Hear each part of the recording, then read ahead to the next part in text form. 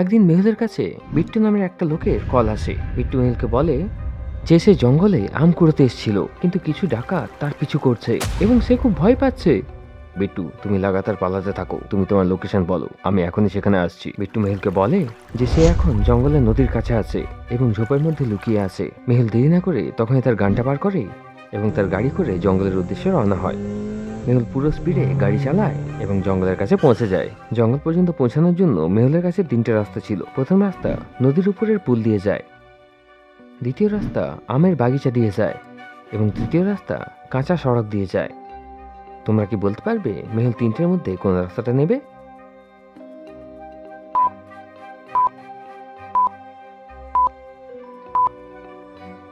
মেহুল নদীর পুল দিয়ে যাবে, কারণ বিট্টু বলেছিল যে সে নদীর আশেপাশেই আছে। তাই মেহুল পুল দিয়ে জঙ্গলে এন্ট্রি করে এবং নদীর কিনারায় তার গাড়িটা চালাতে থাকে।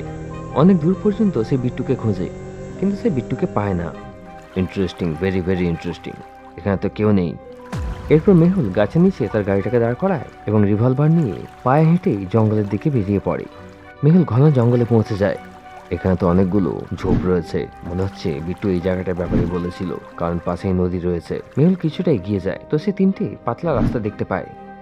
এখানে তো পায়ের ছাপ একদম ফ্রেশ লাগছে। তোমরা কি বলতে পারবে মেহুল তিনটে রাস্তার মধ্যে কোন রাস্তাটা নেবে? ভাবো ভাবো।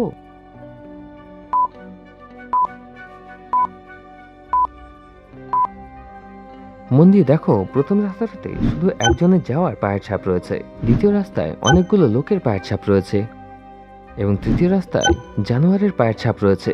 অর্থাৎ হতে পারে বিট্টু প্রথম রাস্তা নিয়েছে এবং বাকি ডাকাতগুলো দ্বিতীয় রাস্তা নিয়েছে, কারণ ছাপগুলো একদম তাজা রয়েছে। মেহুল প্রথম রাস্তাটা নেয় এবং জঙ্গলের ভেতরে প্রবেশ করে যায়। কিছু দূর যাওয়ার পরেই মেহুল একটা গাছের নিচে একটা লোকের বডি দেখতে পায়। মনে হচ্ছে এটা বিট্টু হবে, এই বডি থেকে তো রক্ত বেরোচ্ছে। কিন্তু মেহুল বিট্টুর কাছে যায় না এবং তখনই একটা গাছের উপরে চড়ে যায়। কেন? মেহুল কেন গাছের উপর চেপে গেল? ভাবো ভাবো।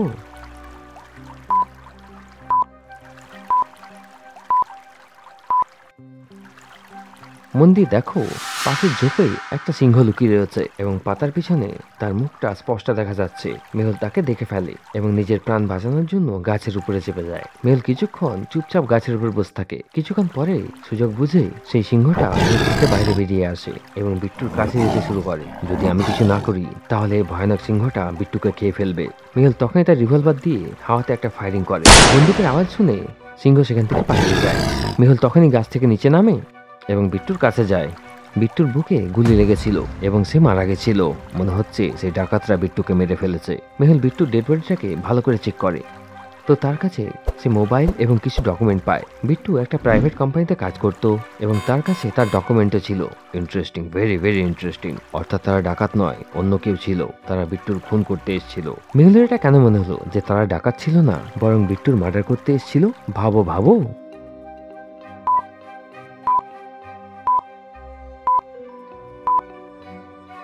তারা যদি ডাকাত হতো তাহলে তার ঘড়ি এবং মোবাইল ছেড়ে যেত না, তারা চুরি করে নিয়ে যেত। অর্থাৎ তারা বিট্টুকে মারতে এসেছিল।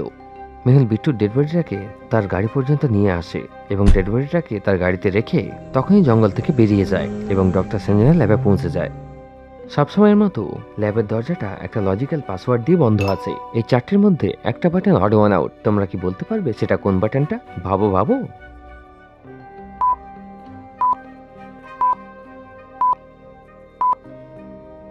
প্রথমের কেকটা বাদ দিয়ে বাকি তিনটে জিনিস প্যাকেটে আছে। মেহুল প্রথম বাটনটা প্রেস করে এবং ল্যাবের ভেতরে চলে যায়। ল্যাবের ভেতরে ডক্টর সঞ্জনা একটা মুভি দেখছিল, যেটাতে একটা সিংহকেও দেখা যাচ্ছিল। ডক্টর সঞ্জনা, আপনি তো নকল সিংহ দেখছেন, আমি আসল সিংহ দেখে আসছি। কি ব্যাপার মেহুল? তোমার মতো বাহাদুর মানুষ আমি আজ পর্যন্ত দেখিনি। কিন্তু এই তোমার জামাতে রক্ত কি করে লাগলো? আপনি আমার প্রশংসা করা বন্ধ করুন এবং ডেড বডির পোস্টমর্টম রিপোর্টটা তৈরি করুন। ততক্ষণে আমি এর কোম্পানিতে গিয়ে জিজ্ঞাসাবাদ করে আসছি। এরপর মেহুল বাথরুমে গিয়ে তার জামা কাপড়ের রক্ত পরিষ্কার করতে থাকে। এত সহজে এই রক্তের দাগ যাবে না, নতুন ড্রেস বানাতে হবে। মেহুল তারপর বিট্টুর বডিটাকে ল্যাবে রেখে তখনই তার গাড়ি করে কোম্পানির উদ্দেশ্যে রওনা হয়। সবার আগে মেহুল ম্যানেজারের কাছে যায়। ম্যানেজার, আমি বিট্টুর ব্যাপারে জিজ্ঞাসাবাদ করতে এসেছি। আরে ভাই, এত টাইম নেই আমাদের কাছে, এত সময়ও দিতে পারবো না, পরে আসবে। মেহুল তখনই ম্যানেজারকে তার আইডি কার্ড দেখায়। টাইম তো আমার কাছেও নেই ম্যানেজার, বিট্টুর মার্ডার হয়ে গেছে। ক্ষমা করবেন স্যার, আমি আপনাকে চিনতে পারিনি। আমি বিট্টুর ব্যাপারে আপনাকে সবকিছু বলছি। এরপর ম্যানেজার বিট্টুর ব্যাপারে মেহুলকে সবকিছু বলে। ম্যানেজারের কথা শুনে তো পরিষ্কার মনে হচ্ছে যে বিট্টু অনেক ভালো মানুষ ছিল। মেহুল বিট্টুর কোম্পানিতে সেরকম কোনো সূত্র পায় না, কিন্তু মেহুল জানতে পারে যে বিট্টুর 3জন বন্ধুও আছে। মেহুল বিট্টুর 3জন বন্ধুকে জিজ্ঞাসাবাদ করার জন্য ডেকে নেয়। জিজ্ঞাসাবাদ করাতে প্রথম বন্ধু বলে, স্যার বিগত 1 সপ্তাহ ধরে আমার সাথে তো বিট্টুর কোনো কথাই হয়নি, আমি কিছুই জানি না। দ্বিতীয় বন্ধু বলে, স্যার আমি তো 1 ঘন্টা আগে নেপাল থেকে এসেছি, এই দেখুন আমার ট্রেনের টিকিট।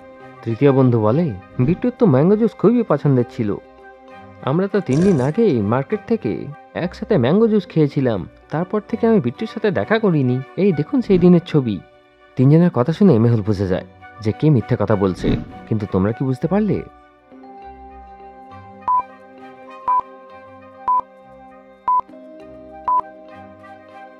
দ্বিতীয় বন্ধু মিথ্যা কথা বলছে, কারণ ইন্ডিয়া থেকে নেপাল কোনো ট্রেনই চলে না। তাহলে সে টিকিট কি করে পেল? অর্থাৎ এটা ফেক টিকিট।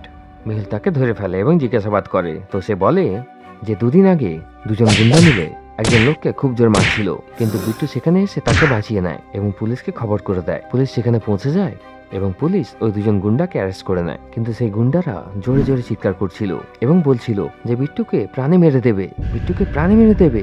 আমি খুব ভয় পেয়ে গেছিলাম স্যার, তাই আপনাকে মিথ্যা কথা বলেছি। Interesting, very very interesting.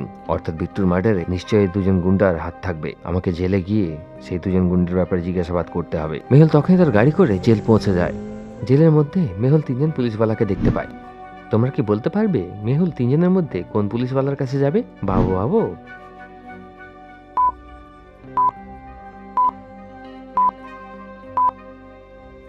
মন দিয়ে দেখো, প্রথম পুলিশওয়ালা সাব ইন্সপেক্টর, কারণ তার কাছে 2টো স্টার আছে, এবং দ্বিতীয় পুলিশওয়ালা ইন্সপেক্টর, কারণ তার কাছে 3টে স্টার আছে। এবং জেলে কখনোই ইন্সপেক্টর এবং সাব ইন্সপেক্টর থাকে না, অর্থাৎ তারা কোনো কেসের তদন্ত করতে এসছে। মেহুল তৃতীয় জনের কাছে যায়, যে জেলার। মেহুল জেলারের কাছ থেকে সেই 2জন গুন্ডার ব্যাপারে জিজ্ঞাসাবাদ করে। তো জেলার বলে যে আজ সকালে তারা বেল পেয়ে ছাড়া পেয়ে গেছে। তাদেরকে বেল কে দিল? আমাকে তার অ্যাড্রেস এবং নাম বলো। মেহুল জেলারের কাছ থেকে তার অ্যাড্রেসটা নেয় এবং তার গাড়ি করে তার বাড়ির উদ্দেশ্যে রওনা হয়। এই লোকটার বাড়ি তো অনেক বড়, নিশ্চয়ই লোকটা কোনো কোটিপতি। মেহুল ভেতরে যায় এবং সেই লোকটাকে 2টা গুন্ডার ব্যাপারে জিজ্ঞেস করে। তো সেই লোকটা বলে যে তারা 2জন তার লোক এবং সেখানেই তারা কাজ করে, তাই সে তাদের বেল করিয়েছে। জেল থেকে ছাড়া পাওয়ার পর সেই 2জন লোক একজনের মার্ডার করে দিয়েছে, আমাকে তাদের কাছে নিয়ে চলো। সেই লোকটা ওই 2জন লোককে কল করে ডেকে নেয়। সেই 2জন গুন্ডা তার বাড়ির বাইরে চলে আসে, কিন্তু বাড়ির বাইরে মেহুলের গাড়ি দাঁড় করানো ছিল। 2জনের কিছু ডাউট হয় এবং তখনই তারা তাদের বাইক নিয়ে সেখান থেকে পালিয়ে যায়। মেহুল তার গাড়ি করে তাদের পিছু করে। তারা 2জন ফুল স্পিডে গাড়ি চালাচ্ছিল। তোমাদের কাছে কি কোনো আইডিয়া আছে যাতে জলদি করে মেহুল তাদেরকে ধরতে পারে? ভাবো ভাবো।